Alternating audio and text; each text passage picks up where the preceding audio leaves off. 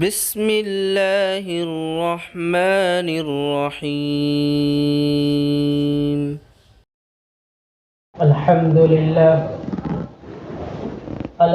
لله الذي لم يزل عالما قديرا حيا قيوما سميعا بصيرا، ونشهد أن لا إله إلا الله وحده لا شريك له، ونشهد أن محمدا عبده ورسوله. أعوذ بالله من الشيطان الرجيم، بسم الله الرحمن الرحيم. إنا نحن نزلنا الذكر وإنا له لحافظون. صدق الله المولانا العظيم. حضرات محترم، سامعین کرام، بزرگوں، دوستوں، دینی و ایمانی بھائیوں، قرآن کریم کی جو آیت کریمہ ابھی ہم نے تلاوت کی ہے، یہ آیت کریمہ بہت ہی مشہور و معروف ہے۔ اس آیت میں اللہ تبارک و تعالی ارشاد فرماتے ہیں، ہم نے ذکر کو اتارا، قرآن کریم کو اتارا، اور ہم ہی اس کے محافظ ہیں، اس کے حفاظت کرنے والے ہیں۔ قرآن کریم کی اس آیت میں اللہ تبارک و تعالی یہ وعدہ کر رہے ہیں کہ یہ ذکر، یہ قرآن اور یہ دین ہم نے اس کو اتارا ہے اور اس کی حفاظت ہم کریں گے۔ اس وقت 4 کتابیں آسمانی، توریت، انجیل، زبور اور قرآن کریم۔ توریت کے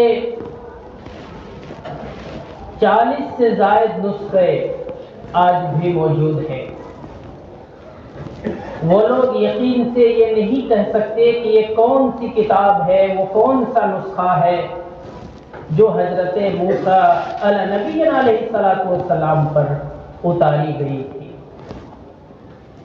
اسی طرح سے انجیل کے 4 نسخے مشہور ہیں، موجود ہیں۔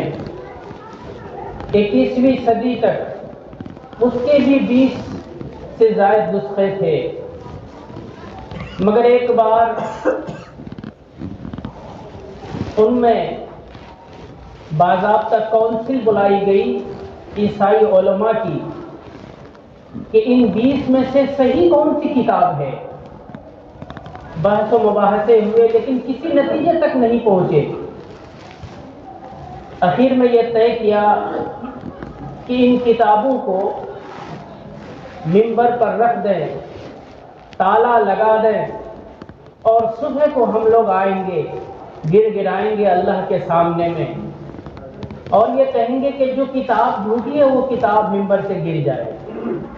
صبح کو آئے، ایسی ہی ہوا، دیکھا کہ ساری کتابیں نیچے گری ہوئی، صرف 4 کتابیں ہیں جو منبر پر ہیں۔ مگر وہ لوگ یہ سمجھ نہیں سکے کہ اس تالے کی چابی کس کے پاس تھی اور کس نے ایسا کیا۔ زبور آج پڑھی نہیں جاتی ہے، اب صرف ایک کتاب ہے قرآن کریم، کہ قرآن کریم کا وہی نسخہ، وہی چیزیں جو اس وقت تھی وہ آج بھی موجود ہے۔ قرآن کریم کی حفاظت کا انتظام اللہ تبارک و تعالی نے اس طرح سے کیا، چونکہ اس کتاب کو اور اس دین کو قیامت تک محفوظ رہنا ہے، اور یہ کتاب جس پر اتری ہے اس کے دین کو، اس کے لائے ہوئے احکامات کو قیامت تک باقی رہنا ہے۔ اس لیے اس کے حفاظت کا بھی بڑا انتظام آپ نے فرمایا۔ نبی کریم سرکار دو جہاں صلی اللہ علیہ وسلم پر 23 سال میں قرآن کریم اترا، اور قرآن کریم کی جو آیت بھی آپ پر اترتی، پڑھنے پڑھانے کا، یاد کرنے کا تو انتظام تھا ہی۔ کچھ ایسے حضرات صحابہ کرام تھے جو اس وحی کو لکھتے تھے اور آپ لکھاتے تھے۔ حضرت زید بن ثابت رضی اللہ تعالی عنہ کا نام سب سے واضح انداز میں موجود ہے کہ آپ ان کے ذریعے سے لکھاتے تھے۔ آپ صلی اللہ علیہ وسلم کے بعد حضرت ابوبکر صدیق رضی اللہ تعالی عنہ خلیفہ بنائے گئے۔ جنگ یمامہ میں 700 حفاظ تقریباً شہید ہو گئے۔ حضرت عمر فاروق رضی اللہ تعالی عنہ ابوبکر صدیق رضی اللہ تعالی عنہ کے پاس آتے ہیں اور کہتے ہیں کہ بڑی تعداد میں حفاظ شہید ہو رہے ہیں، اور یہ وہ حفاظ ہیں کہ جن کے سینوں میں قرآن کریم محفوظ ہے۔ اگر یہی سلسلہ رہا تو پھر قرآن کی حفاظت کس طرح ہوگی؟ چنانچہ حضرت ابوبکر صدیق رضی اللہ تعالی عنہ سے کہا کہ قرآن کریم کی آیتیں جو مختلف جگہوں میں لکھی ہوئی ہے اس کو ایک جگہ جمع کر دیا جائے۔ مگر حضرت ابوبکر صدیق رضی اللہ تعالیٰ عنہ کہنے لگے کہ جو کام نبی نے نہیں کیا ہے وہ کام ہم نہیں کر سکتے۔ مگر جب حضرت عمر فاروق رضی اللہ تعالیٰ عنہ نے دلائل دیے، حضرت ابوبکر صدیق رضی اللہ تعالیٰ عنہ کے دل میں بھی انشراح ہو گیا، اور حضرت زید بن ثابت رضی اللہ تعالیٰ عنہ جو کاتب وحی تھے ان کو بلایا، ان کی ذمے میں یہ کام لگایا، اور دیگر حضرات صحابہ کرام جو حفاظ تھے انہیں بھی اس کام کے لیے مامور کیا گیا، اور مختلف جگہوں میں، چمڑے کے چھال میں، درخت کے پتوں میں قرآن کریم کی آیتیں جو لکھی ہوئی تھی، حضرات صحابہ کرام کے سینوں میں جو محفوظ تھا، ان کو ایک جگہ ٹیلی کیا گیا اور پھر جمع کرنے کی کوشش کی گئی۔ ایک نسخہ جمع لکھ کر کے حضرت حفصہ جو ام المومنین تھی ان کے پاس رکھ دیا گیا، اور اس کے بعد حضرت حفصہ کے پاس وہ نسخہ محفوظ رہا۔ پھر حضرت ابوبکر صدیق رضی اللہ تعالیٰ عنہ کے بعد عمر فاروق کا دور آیا۔ ابوبکر صدیق کے دور میں 2 سال 6 ماہ، پھر عمر فاروق 10 سال خلافت کا دور، پھر حضرت عثمان غنی رضی اللہ تعالیٰ عنہ کا دور آیا۔ حضرت عثمان غنی رضی اللہ تعالیٰ عنہ نے بھی باضابطہ اس پر کام کیا، اور حضرت زید بن ثابت رضی اللہ تعالیٰ عنہ کو بلایا اور اس نسخے کو منگایا گیا جو حضرت حفصہ کے پاس تھا۔ چونکہ حضرت عثمان غنی رضی اللہ تعالیٰ عنہ کے دور تک اسلام بہت دور دور تک پہنچ چکا تھا، اب ضرورت اس کی تھی کہ ہر جگہ ایک ایک نسخے کو بھیجا جائے۔ اس طرح سے قرآن کریم ہم تک پہنچا۔ نبی کریم سرکار دو جہاں صلی اللہ علیہ وسلم قرآن کریم کی آیتیں ان کو تو یاد تھی، حضرات صحابہ کرام کو آپ سکھاتے تھے، یاد کراتے تھے۔ روایت میں آتا ہے کہ آپ صلی اللہ علیہ وسلم رمضان میں قرآن کریم کا دور کرتے تھے، اور جس سال آپ اس دنیا سے رحلت فرما گئے ہیں اس سال 2 مرتبہ آپ نے دور کیا، اور حضرت جبرائیل خود سماع کرتے یعنی سنتے۔ اس سے بات یہ سمجھ میں آتی ہے کہ قرآن کریم جو ہمارے پاس موجود ہے یہ وہی ہے، اس میں ذرہ برابر ہمارے دلوں میں شک و شبہ نہیں ہونی چاہیے۔ آج جب قرآن کریم کے تئیں مسلمانوں کی اتنی زیادہ عقیدت ہے، اتنی زیادہ محبت ہے، کہ زبر زیر پیش تک اگر کہیں غلطی ہوتی ہے تو کوئی بھی شخص کھڑا ہو کے یہ کہہ دیتا ہے کہ اس میں غلطی کی جا رہی ہے۔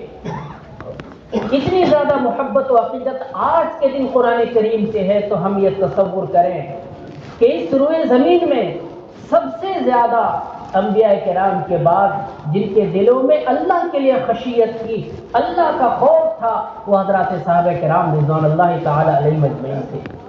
ان کے دلوں میں قرآن کریم سے کتنی عقیدت اور کتنی محبت ہوگی اور اس کے لیے وہ کتنی محنت کرتے ہوں گے۔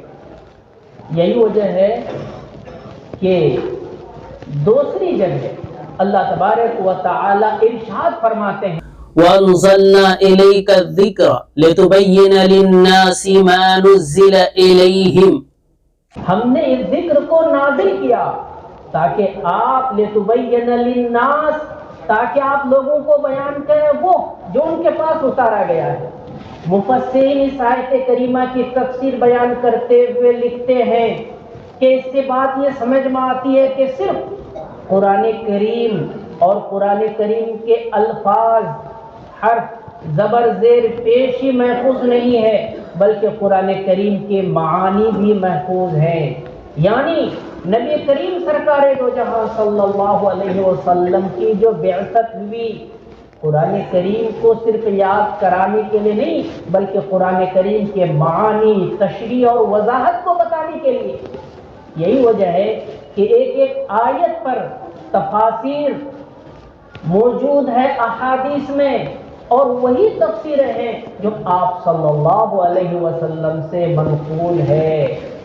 اسی لیے قرآن کریم میں اللہ تبارک و تعالی ایک جگہ ارشاد فرماتے ہیں یریدون لیطفئوا نور اللہ بافواہہم واللہ متم نورہ ولو کرہ الکافرون، یعنی یہ لوگ یہ چاہتے ہیں کہ اللہ کے نور کو اپنے پھونکوں سے بجھا دیں، اپنے منہ سے بجھا دیں، لیکن یاد رکھیے اللہ تبارک و تعالیٰ تو اس روشنی کو مکمل کر کے رہے گا۔ یعنی جب تک دنیا آباد ہے یہ دین، یہ اسلام، یہ قرآن، یہ احادیث یہ محفوظ رہیں گے، اس کو کوئی ختم نہیں کر سکتا ہے۔ وَلَوْ كَرِهَ الْكَافِرُونَ، اگرچہ مشرکین کو، اگرچہ کفار کو، اگرچہ اعتراض کرنے والوں کو یہ ناگواری ہو تو ہو، اس سے اسلام کو فرق پڑنے والا نہیں ہے۔ قرآن کریم کی جو آیت کریمہ ہم نے پڑھی تھی، اس آیت کریمہ میں اللہ تبارک و تعالی اسی عہد کو، اسی وعدے کو یہ دوہرا رہے ہیں اِنَّا نَحْنُ نَزَّلْنَا الذِّكْرَ، کہ ہم نے اس ذکر کو نازل کیا، اس قرآن کو نازل کیا، اس دین کو، دین اسلام کو ہم نے اتارا۔ جس طرح سے قرآن آخری ہے، نبی آخری ہے، اسی طرح یہ امت بھی آخری ہے۔ اب اگر قرآن کی حفاظت اللہ تبارک و تعالیٰ کریں گے تو اس قرآن کو جو سنبھالنے والے ہیں وہ قرآن کریم کی چند آیتیں صحیح جس کے سینوں میں محفوظ ہیں، یقیناً اس کی حفاظت بھی اللہ تبارک و تعالیٰ کریں گے۔ یہی وجہ ہے کہ آج کتنے حالات کے باوجود، کتنے مسائل کے باوجود اللہ تبارک و تعالیٰ نے امت مسلمہ کی حفاظت فرمائی ہے۔ پوری دنیا ان کے پیچھے لگی ہوئی ہے، مگر اس کے باوجود ہم جہاں پر ہیں الحمدللہ اسی جگہ پر کھڑے ہیں۔ یہ کیا ہے؟ کیونکہ یہ اللہ کا وعدہ ہے اور اس امت کو رہنا ہے۔ یہ امت اس وقت تک رہے گی جب تک کہ قیامت برپا نہیں ہوگی، اس کو کوئی ختم نہیں کر سکتا ہے۔ یہ اللہ کا وعدہ پورا ہو کر کے رہے گا۔ اسی لیے نبی کریم سرکار دو جہاں صلی اللہ علیہ وسلم نے اس کتاب کے سیکھنے کے فضائل بھی بیان فرمائے۔ ایک آیت پڑھ لیا 10 نیکیاں ملیں گی۔ اس سے سمجھ میں آتا ہے کہ قرآن کریم کے لفظ کو پڑھنا یہ خود مقصد ہے۔ بہت سے لوگ کہتے ہیں کہ معنی کا پتہ نہیں ہے، قرآن پڑھ کر کے کیا فائدہ ہوگا؟ نہیں، قرآن کو بغیر سمجھے بھی پڑھیں گے تو فائدہ ہوگا۔ نیکیاں ملیں گی. ہاں اگر قرآن کو سمجھ رہے ہیں تو یقیناً ہمیں اس سے 2 گنا فائدہ ہوگا. مگر کوئی معنی کو نہیں سمجھتا ہے, صرف قرآن کو پڑھتا ہے, تلاوت کرتا ہے, تو یقیناً اس کو فائدہ ہوگا. اللہ تبارک و تعالی ہم سب کی زندگی میں قرآن کو پیش